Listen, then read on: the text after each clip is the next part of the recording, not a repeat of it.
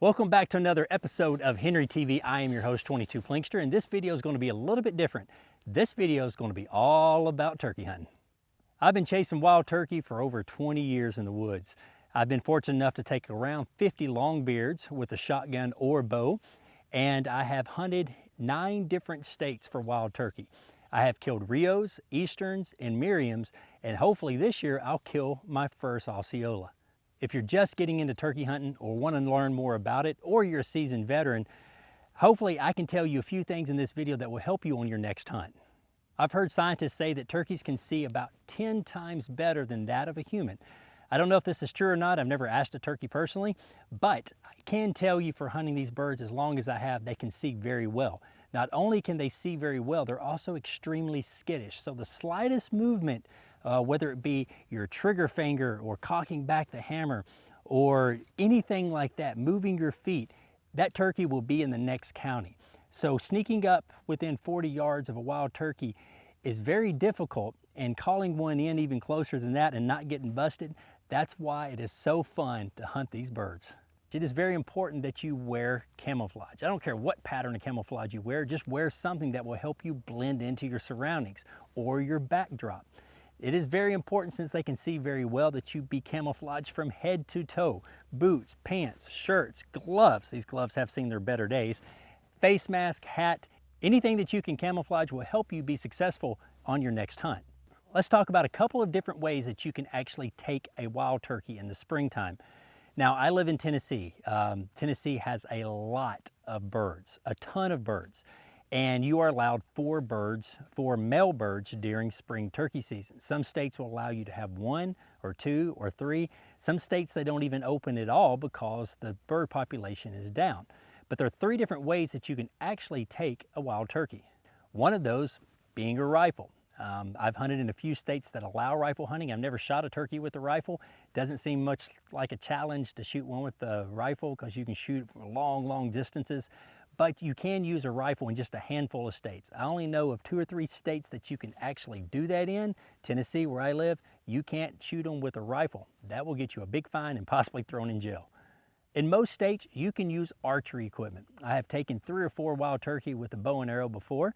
Most states allow archery hunting. However, it is much more challenging than using a shotgun, but for you big-time hunters out there, you may want to see if you can stick one with a stick and string. Another way you can take a turkey is with a shotgun.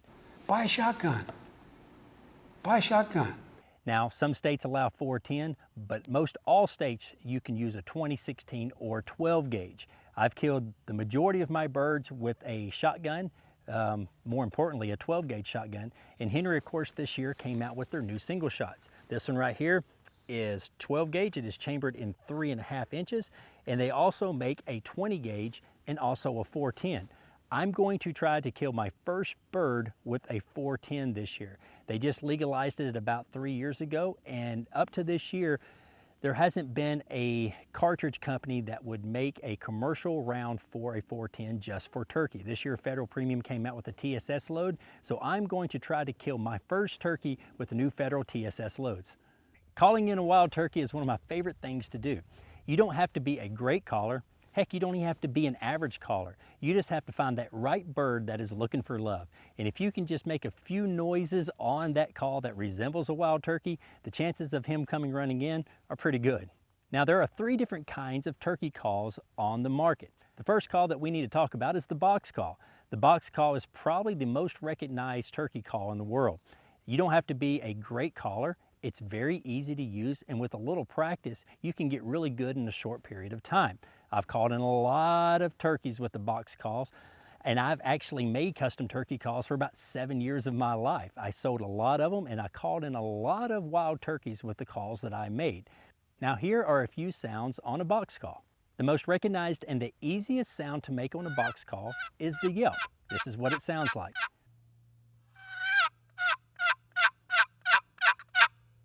You can also do something called cutting. And what cutting is meaning that a turkey is excited. This is what cutting sounds like.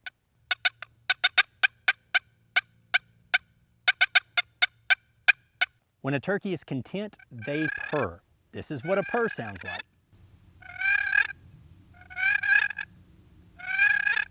Last but not least, you can even make a box call gobble with just a rubber band. Now that we've talked about a box call, let's talk about a pot call. A pot call is a little bit more difficult to use, but with a little practice, I think you can get the hang of it.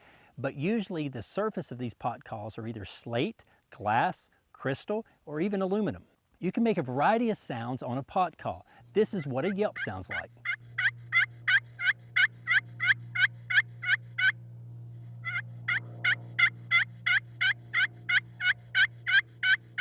You can also cut and cackle on a pot call.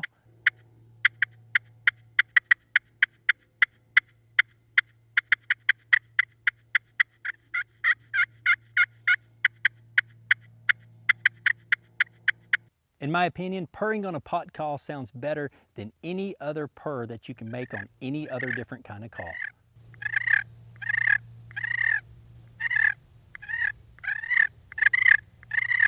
Last but not least, let's talk about a mouth call, also referred to as a diaphragm call. The mouth call is by far the hardest one to use and by far the hardest one to master. With a lot of practice, you can get really, really good. 100% of the time I'm in the turkey woods, I have a mouth call in. And if I'm calling to a wild turkey, 75% of the time I'm calling him with my mouth. Here's what a few of these sounds sound like with the mouth call. First, let's start with the yelp. You can even tone it down and go to a soft yelp. If you want to sound like an excited turkey, do some cutting.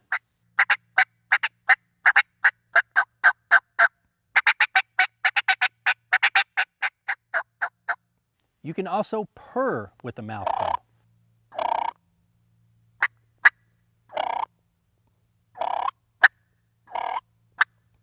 The hardest sound to master on a mouth call is the gobble.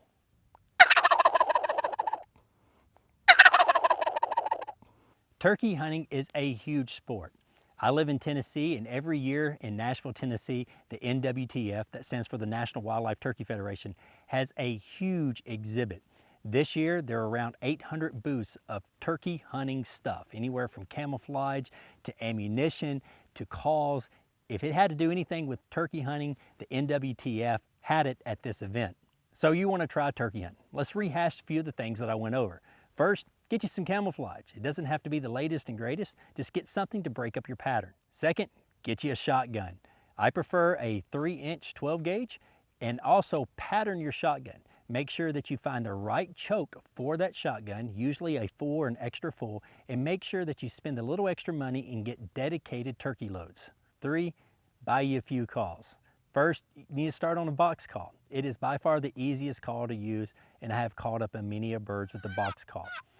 Next, you may want to get into some kind of pot call, whether it be glass or slate. I find out that slate is a little bit easier to use than glass. Last but not least, get you a mouth call. Learn to use it. If that bird is hung up at 50 and 60 yards and you need to make a call to him, you don't dare make it with a box call or even a pot call. That turkey will see your hand moving. Once he sees your hand moving, he's gone. With the mouth call, you don't have to move. You can stay exactly where you're at, and more than likely that bird can or will come in. But it will take time. It will take a lot of time to master the mouth call. I hope this video has been informative. I hope you guys get out in the woods this spring and kill your first bird, or second or third or fourth. If you've never done it, give it a shot, no pun intended. And when you go, make sure you're using a Henry. Until next time, guys, if you have any questions, you can put them in the comments below. Go over to Henry's Facebook page, ask them there, and just remember, if it's not made in America, it's not going to be made at all. We at Henry want to thank you for watching another episode of Henry TV. If you want to support the channel, make sure you click this button right here and subscribe. If you want to know more about our firearms or products, make sure you click this button right here. Again, thanks for watching.